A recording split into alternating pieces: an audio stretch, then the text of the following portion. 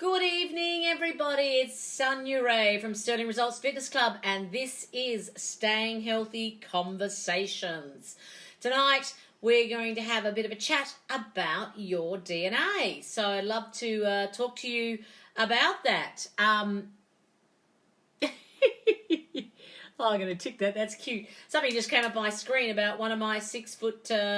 one of my weekend adventures. It's just spotted me, I think, and it decided to pop up and let me know about it. I wonder if that happens to you too.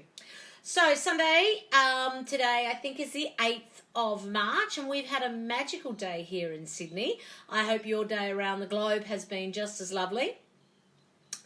It's really autumn now, like it might be summer again next week and who knows what, but today was a perfect autumn day.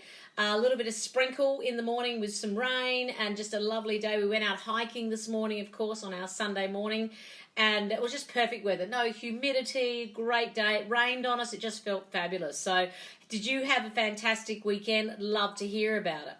So during our conversation here tonight, love to hear where you're from, who's online. Sometimes your name pops up, sometimes it doesn't. So a little hi, a little wave, a little like, a little emoji is always wanted and warranted, and appreciated any time that you do that. And conversations. Tonight we're going to have a conversation about your DNA and how it affects your health. Now we already know about DNA, but this is something a little bit different. So I'd love to get your feedback and any thoughts that you might have. So just starting off, did you have a great weekend? Love to hear about it. As I said, we had some great hiking this morning and we're starting to see the mushrooms on the trails again. I just love hiking in autumn because the mushrooms come out today. They were crisp and white. But during this season, they'll turn purple and pink and we'll see some amazing colours. So if you ever want to see some of the pictures about what we do on our hikes, you can always pop into my other page. It's a group. It's called Sterling Results Fitness Club Hike Fit. So have a look for Hike Fit under the Sterling Results Fitness Club and you'll see thousands of photos. We do albums for every hike that we do. So you can browse through albums rather than just lots of photos and say, oh, where was that hike? And have a look at it and see some lovely shots. So we love putting up those so that those who go on hikes can share their photos with their families and friends. So that was my day today. Yesterday we did a great hike as well. And today, of course, it's now about our Staying Healthy Conversations. So why do I want to talk about your DNA? Well, it reminded me, as you know, I've been doing this 8-week challenge with my team. And an 8-week challenge, we've seen some fantastic results. I really want to congratulate the team because the people have put the effort in and the energy in to monitor their calories, to monitor their macros, and to exercise daily are seeing dramatic results. We've seen in the 8 weeks people lose 5 kilos, 8 kilos. Weight is coming off. There are some who are at least changing their lifestyles and their habits, and they will lose weight as time goes on because by observing how many calories you're eating, we discussed it last week about your metabolism, keeping it at the right rate, using your macros, that means your proteins, your fats, your carbs in the right combination, and exercising daily will make a massive difference, A, to your metabolism and B, to your weight. So congratulations to those on the challenge. But it reminded me about fluctuations, because how many of you have gone on diets, and I use the word diet versus a change in a lifestyle, but have gone on a diet and lost some weight and then put it all back on, then lost it and then put it all back on, and then, you know, like they just go through this. One day I'm 70 kilos, the next day I'm 60 kilos, then I'm up to 70, then I'm down to 60. Anyone experienced that? Give me a thumbs up. Tell me what you think in the conversations at the bottom of the screen. Oh, there they are. A whole lot of conversations at the bottom of the screen. But I didn't see them there because they're on the screen. Hello. Thank you for saying you're there. Hello. Nice to see you, Don. Lovely to see you tonight. Adrian, absolutely. Sorry, Don. Happy International Women's Day. I was about to get to that. So, today is all about us. And there's a lot of people celebrating around the globe. So, Don, thumbs up for all the women you know. And thanks for being there on the conversation. So, back to this. Have you had fluctuations? What about those who may never put on weight, no matter what they don't put on a weight. How about exercise, and some people like sprinting, some people like hiking, and they like it, but they're actually better at it. How does Usain Bolt sprint like that in 10 seconds? Is his body designed for that through his genes? So this is the area I want to have a look at.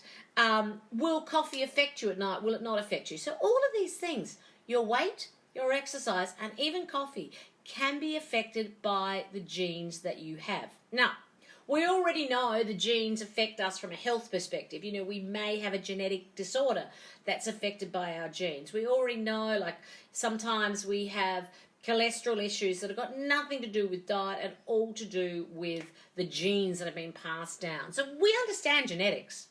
But did we know it affects us from the way that we live a healthy lifestyle? Did we know that it affects us from the way that we may look at food and look at exercise? So, as I mentioned, we all have the genes. We've all got a different variety. I'm going to talk about this little document in a minute. Move it over here. But it's that variations. It's that little tweaking of your DNA that makes you unique.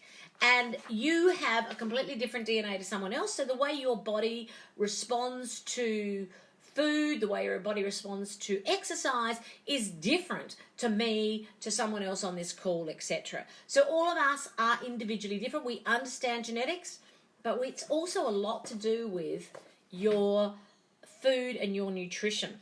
So about a month ago, I went off and had 3 tests done, and I do these on every couple of years. And one was my DEXA scan. You might have heard of a DEXA scan. It does a scan of your body, and primarily it's looking at body composition.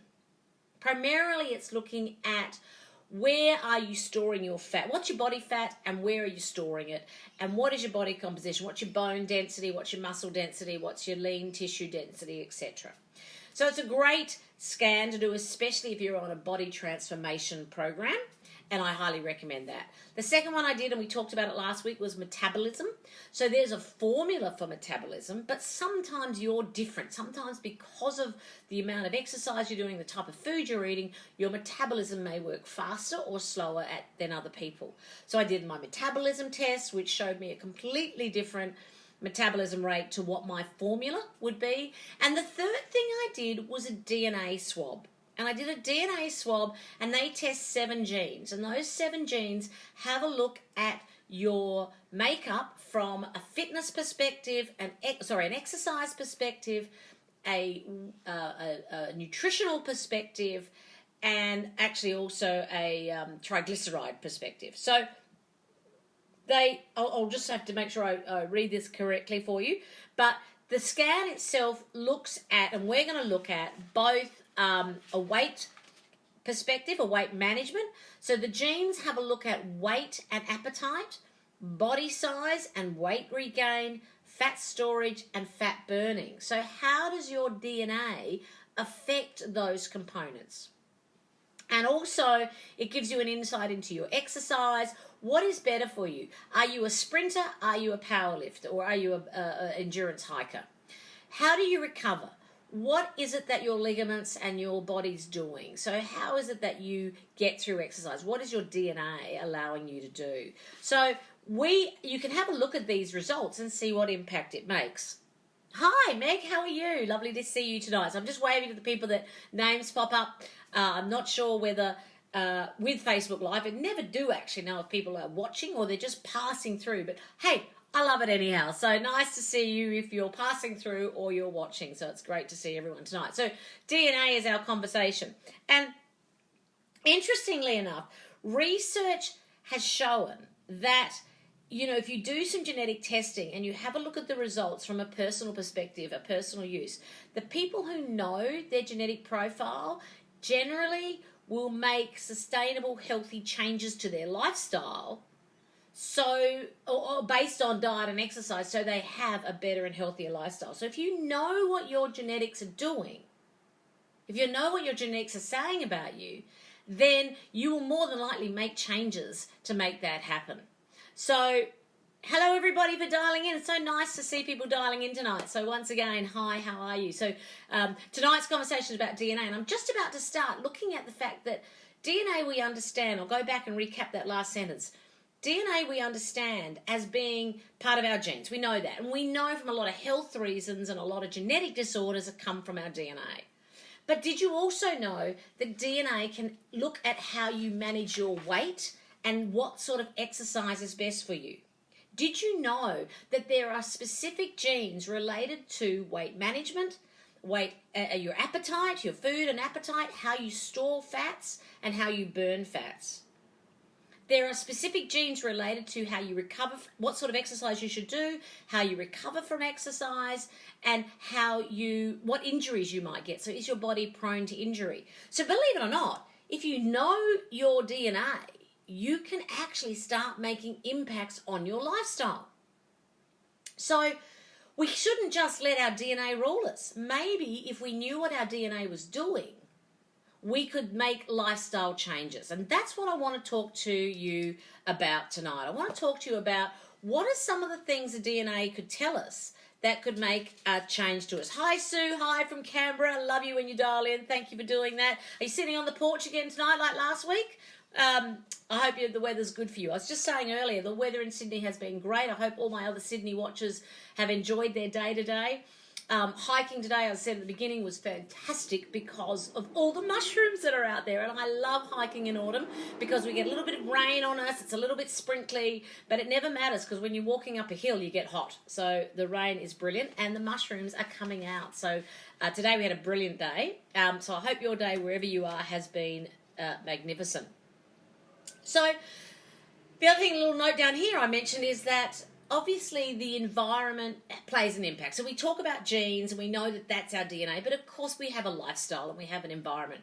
But just as much as the environment can change your genes are there and you can change your lifestyle if you've got bad genes. If you've got bad genes, what could you do about it to get a healthier lifestyle? And that's what I have a look at. And I thought the best way to do this was to use a couple of examples. Now, as I mentioned, a couple of months ago, I went off and did a test, basically a DEXA scan, a metabolism scan to check my metabolism, and a DNA scan. And the DNA swab had a look at, as I said, these 7 genes that affect both my weight and the type of exercise I should do. So I've just got some notes here that I want to stay on track with. Now, just bear with me. You can catch up with it later and ask me some questions online and I'll zap through it. Because I'm just going to mention the name of the genes, which mean nothing to you and I, but it puts context to it. So there's this thing called the FTO gene. Hands up if you've heard of that one. I don't know any of my gene names, so this is all new to me. But it's, sorry, my little notes just fell out there. My FTO gene is a gene that is linked to body size, body fat storage, and obesity. So last week I talked about the leptin hormone that was linked to how you feel full and whatever else, but this is also a gene that can make an impact on that.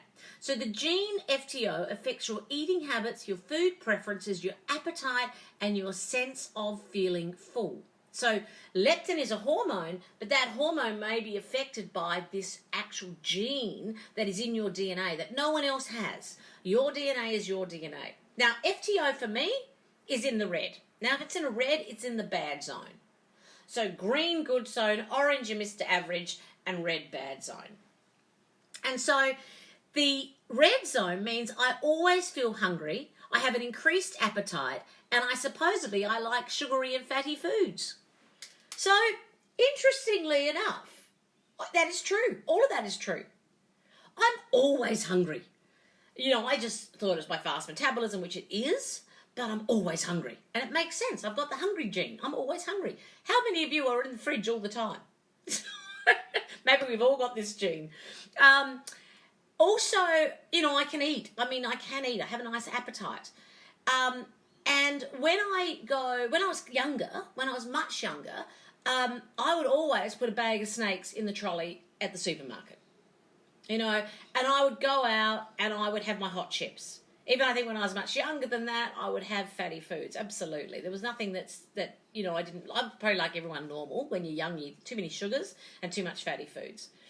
Obviously, as a lifestyle choice, I chose not to do that. And I make that choice not to eat sugars and fatty foods because I know it's not good for me. And of course, that's not good for anybody. But my DNA wants me to eat that. So it's a constant mind battle. It's a constant action that I have to do to make sure I don't fall down to that DNA habit. So if my DNA says I'm hungry all the time and I want to eat sugary foods and fatty foods, which is probably, just a form of, if I'm hungry, what's the easiest thing to grab, I always make sure there are apples and almonds in my fridge and my cupboard. Because if I'm getting hungry, what's the best thing for me to grab? Strawberries, apples, almonds, something that's healthy and low in sugar. Because if I'm going to have this hunger appetite, why would I go for something that's fast food or high in sugars, etc., which is a lot of us do. At 2 o'clock in the afternoon, we get hungry, we go for the sugary cake or the biscuits. So if you think you're a person who might have that DNA, and by the way, you can always find out, then take a change, take a lifestyle change and put things in your house that are going to make it easier for you to manage that innate way of thinking. You might be lucky, you might be green, and that means you never go to the fridge and you're never hungry and you just enjoy life and your 3 meals. But for those of us who've got this FTO gene that says we're always hungry, know about it, and if you know about it, you make sensible lifestyle choices to deal with what your innate system is. I'll use a different example, and I put this earlier in the notes, but forgot to mention it. If you had high blood pressure and you went to the doctor, what would they say? They would say, exercise more, try and reduce your stress, and if all else fails, we'll put you on pills. So there is a lifestyle change. If you don't do that lifestyle change, then you will probably go down the negative effects of high blood pressure. The negative effects of high blood pressure can cause to some massive issues regarding your heart, and I think we all know that. So what do? We make these lifestyle changes because we know by going to the doctor that we have high blood pressure. Now, high blood pressure can be easily tested by doing your blood pressure test. But how do you test if you've got the gene for eating more, for being an overeater? You can't, unless you do the test. But if you didn't know that, let's say the other way, if you did have that intelligence, then you might make changes, just like the doctor says, eat less, to reduce your stress and go on pills. If I know I've got the hunger appetite gene, then I'm going to put apples in my fridge, put strawberries in my fridge, and put almonds in my cupboard so that I can actually eat healthy foods, small portions, and put more protein bars in, things like that, things that I know that are going to sustain my appetite. Then there's another gene, I've got to read this one out. There's another gene, thanks for that thumbs up, ADIPQU or something. ADIPOQ. Why do genes have funny names? Which scientists come up with this? Anyhow, this is the fat burning gene. And guess what? I'm in the red there too. So the red means that this gene stops me from burning fat. So I'll burn fat, but not quickly, not fast, not in a normal way. So I could easily store fat around my waistline, which therefore means around my vital organs. So when you do those when you do those DEXA scans, they look at where you store your fat. And the place that you mustn't store fat is around your waistline, because that's where all your organs are. So you don't want to store your fat there. So I am a person that has a DNA gene that says I'm going to store fat. I'm not going to burn it. And as such, it's going to be stored in that more central area. So what do I need to do about that? Once again, I need to eat healthily, I need to exercise more, and I need to maintain my weight level. So if I'm not going to burn fat, and I have this I want to eat more gene, and I'm not going to burn fat, then I need to make sure I'm eating healthily. So once again, I keep trying to say, we know we need to eat healthily. We know we need to manage our lifestyle. But there's actually some DNA that's actually affecting how we do things. So don't always beat yourself up. know what your DNA is doing so that you can make the lifestyle changes. So if I go back to my opening sentence, if you caught me at the beginning, I talked about people on diets or on challenges with us can sometimes go through fluctuations. Like they'll start high, they'll lose a lot of weight, and a couple of months' time they'll go back up to that same plateau. And that's often because they haven't realised that their DNA is probably working against them. They haven't realised that making a healthy lifestyle change is something you need to do on a permanent basis. You can't take off 10 kilos and then go, thank you very much, I'll go back to eating the bad stuff again. That's why my challenges are always about eating healthy lifestyle, or eating healthy foods, whole foods, creating a lifestyle change so that you can manage any weight loss you do across a lifestyle. And exactly as I do, I know that if I'm hungry, I have good foods in the cupboard.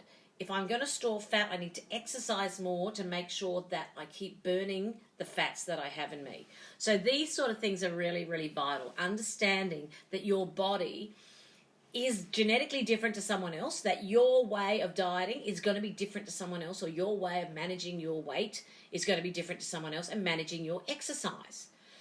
So I just found this fascinating that now we can do some DNA on ourselves to really understand what we're doing.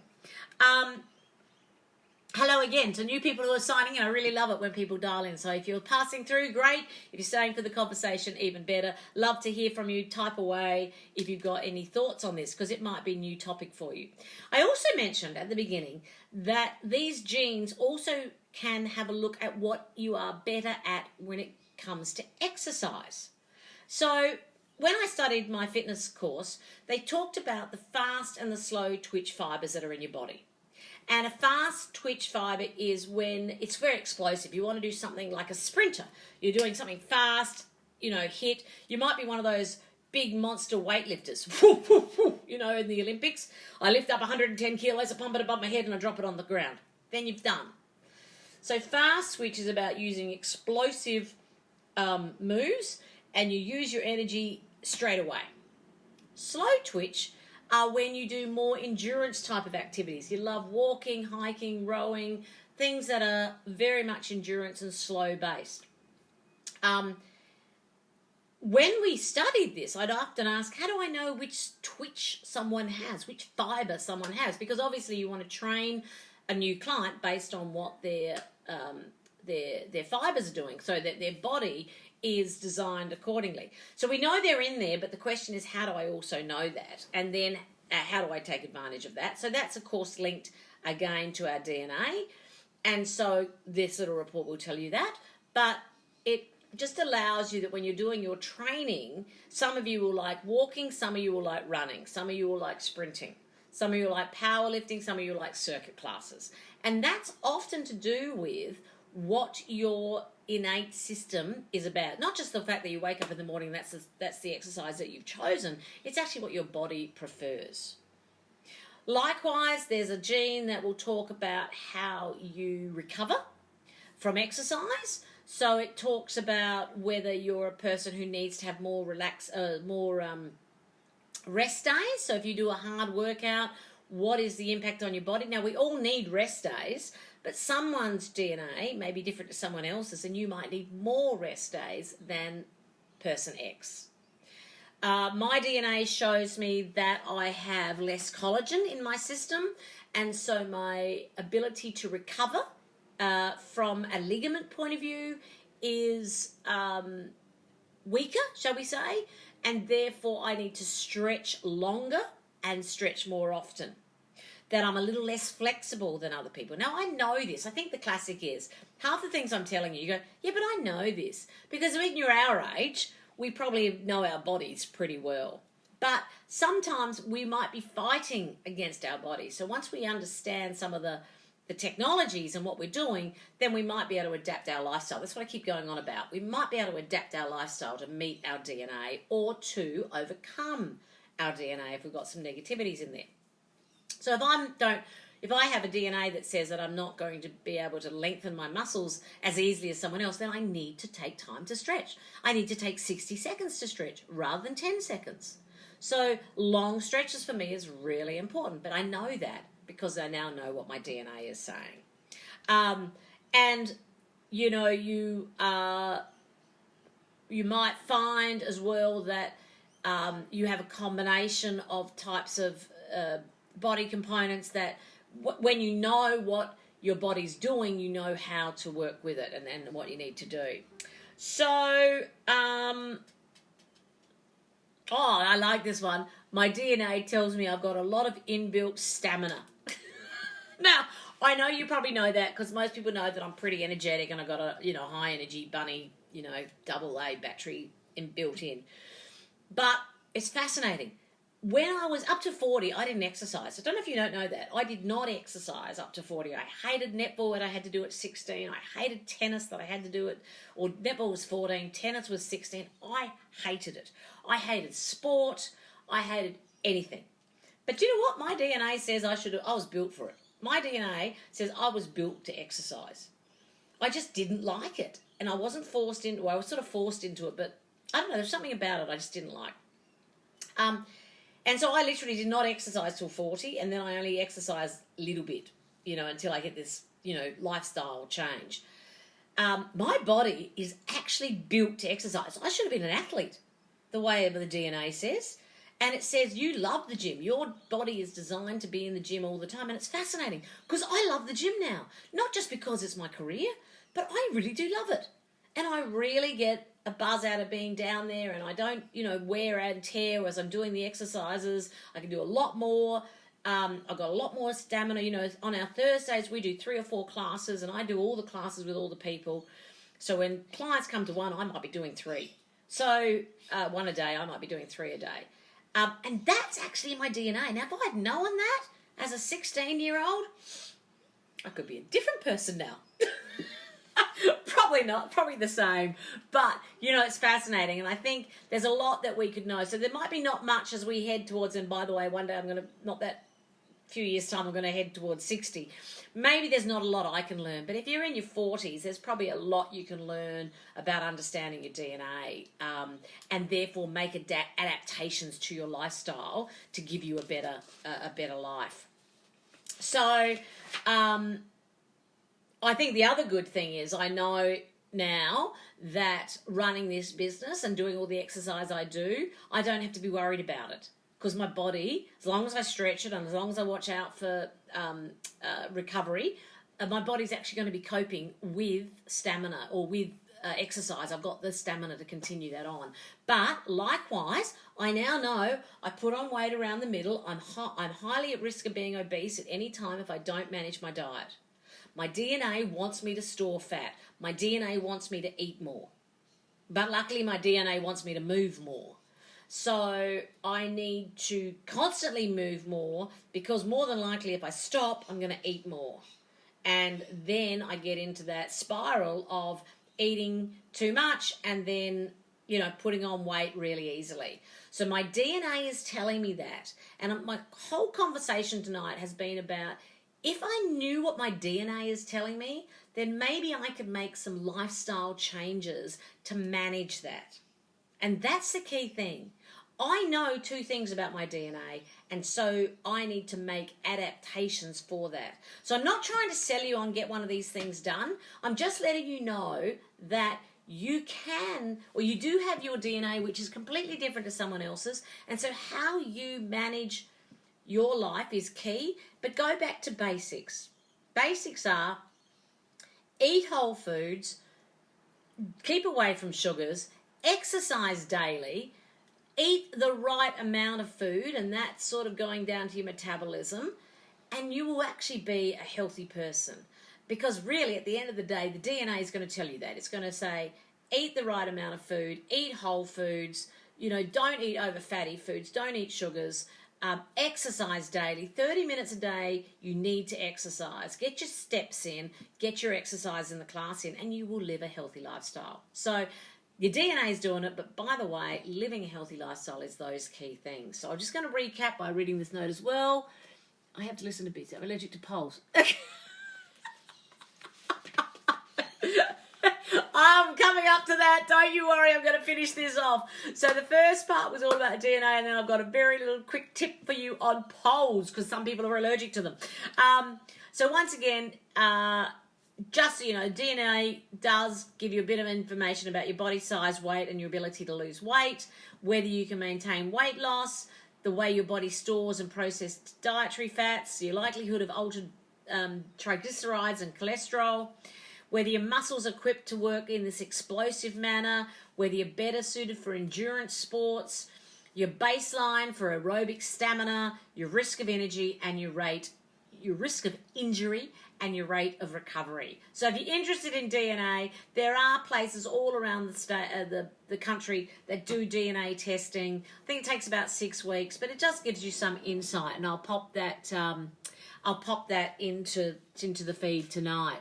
Oh, look at this one, gorgeous. So Adrian's just about to get on the treadmill to just keep her energy levels going and her 30 minutes of exercise a day. So thank you for listening to that. Drop down some ideas about what you think about your DNA. But I know there's a couple of people who've dialed in because they want to know about poles.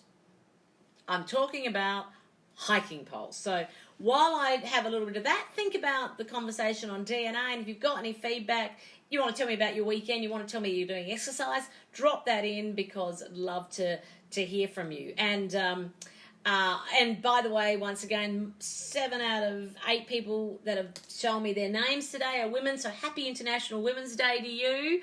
And to my male that has dialed in and shown me his face and name, happy International Women's Day to us. And it's been great watching the posts on Facebook today and all the people doing some amazing things and the events that have been happening today. So I hope you've had a great week preparing for this and a great day.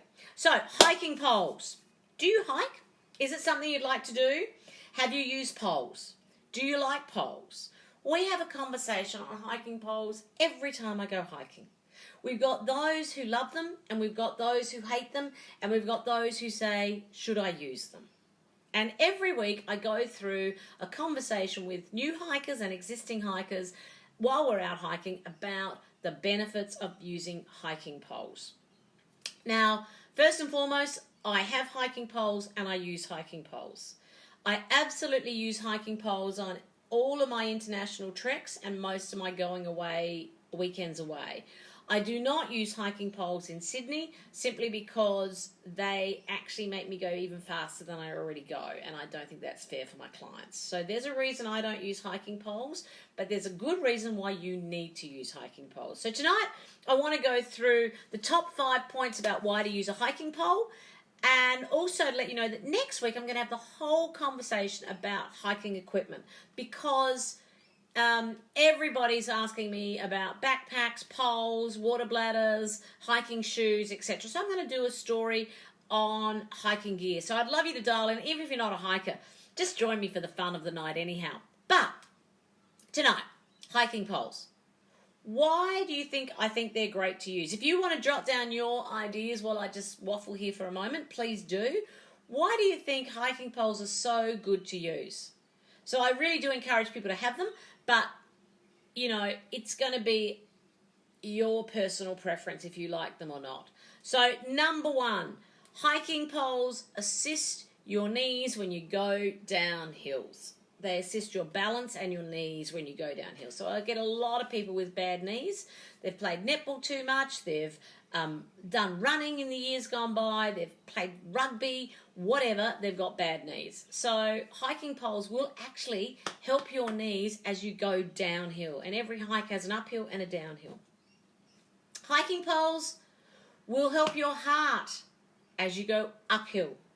So as you're going uphill, they can actually take some pressure off and take the pressure off your heart, because going uphill should put pressure on your cardiovascular system. Hiking poles take the equivalent of 5 kilos of weight off your body. So if you're carrying a backpack, it takes 5 kilos of weight off your backpack. If you're carrying nothing, it takes 5 kilos of weight off those knees. So hiking poles actually take weight off. Because of the use of the poles, you actually feel that your body is lighter, which is helping you hike. Hiking poles will make you hike faster. So the right use of a hiking pole means you can go on the flat a lot faster. We love that.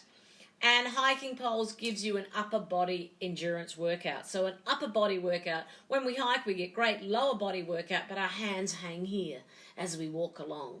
So if you're moving them, it's great. And often if I don't using poles, I'll use imaginary poles. I'll plug those arms in as though I'm already using poles. Especially when I go uphill, I always use my imaginary poles. So poles are brilliant. They are absolutely brilliant. If you don't use them, that's brilliant as well, because then you're getting more workout on your legs. You're working more on your glute because you're having to push yourself up that hill with that 5 kilos, not getting any assistance. So you actually get benefit from not using hiking poles because you're going to lose your glutes more, you're going to use your hamstrings more, you're going to use your quads more, you're going to use your heart more, you're carrying 5 kilos of weight extra, bang. But using hiking poles is absolutely brilliant. So it's really a catch-22. Most of my hikers will carry their hiking poles in their backpack because if they need them for hills, they have them. And if they don't need them, they can go into the backpack. So what's your view on hiking poles? Do you like them? Do you hate them? Love to hear your views on hiking poles and whether you would use them. But certainly, if you're climbing any of these mountains in my back corner or you're coming on any of my trails or weekends away, I highly recommend it. We're going down to Kiama in a couple of weeks' time. Did you know that? We're going down and doing a day hike from Minimurra to Gerringong. It's called the Kiama Coastal Walk. It's 22 kilometres long, and I'm recommending hiking poles for that day because, again, your body's getting tired. It can walk 10 Ks without any problems. It can walk 12 Ks, 15 Ks without any problems. And then by about 17, the hips, the knees, the back, everything's getting sore. So hiking poles will do all of those things I just mentioned to you. It will help you get through the hike. So for any of my long hikes, again, I recommend hiking poles. So if you want to know about, I got so excited then, if you want to know about the Kiama Coastal Walk, it's a full day walk. We meet at Minimurra and we're going to start walking at 9 a.m. So this is a day hike where people are driving down, carpooling together or catching the train down to Minimurra. The train leaves at Central at 6:30. We arrive at 8:30 or 8:50 ready, and we're going to then hike. We'll have plenty of stops along the way because I'm giving us really till 4 o'clock to get there. We hike through the whole coast, along beaches, along rocks, cliff faces, through pastures. It's a beautiful walk. It's one of New South Wales's fantastic walks. We go and see the Kiama Blowhole. We go and have a coffee in Kiama. The markets are on in Kiama on the Saturday as well. We might pop in there and pick up jam. So we're going down through there and then we'll have a great day. We end at Gerringong. We'll either carpool you back to Minimurra or the train station for Gerringong. There's a great, beautiful restaurant at the top of Gerringong where we have a nice champagne if you've got time before heading home. Only one glass because you've got to drive. Maybe water if you're driving. But it's a great day out. Some of us are going down for the weekend, and I have these weekend getaways on a regular basis. And I've just sent out an email to my 350 people on my mailing list to let them know about the trekking getaways I've got. If you didn't get that, there's a post on Facebook. If you didn't get that, put your note down in the messenger, and I'll make sure you get your email on our trekking getaways. All of the getaways are listed on the website, sterlingfitness.com.au. So not only do we do our weekend hikes, we have these weekend getaways. This year, it's Australian focused. This year, I'm focusing on keeping our hikes in Australia, A, because we're going to visit some of the remote areas that were affected by the bushfires, and B, with COVID-19, I think it's probably best to stay here, don't you? So we have a lot of hikes and a lot of weekend getaways. Kiama, Coonabarabran, the 6-foot track, Mount Kosciuszko, Tasmanian Three Capes, Tasmanian Walls of Jerusalem and Cradle Mountain. A lot on the books. I'd love to do South Australia as well. Love to do Victoria.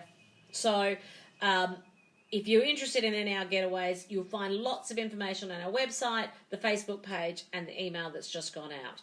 So that's a little bit of a tip on our getaways. But it's now 20 to 7. It's very close to the news, getting your dinner organised, relaxing for a Sunday afternoon. Thank you for joining me. Thank you for being part of Staying Healthy Conversations.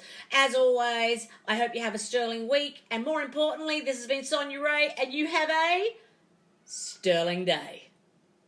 See you guys.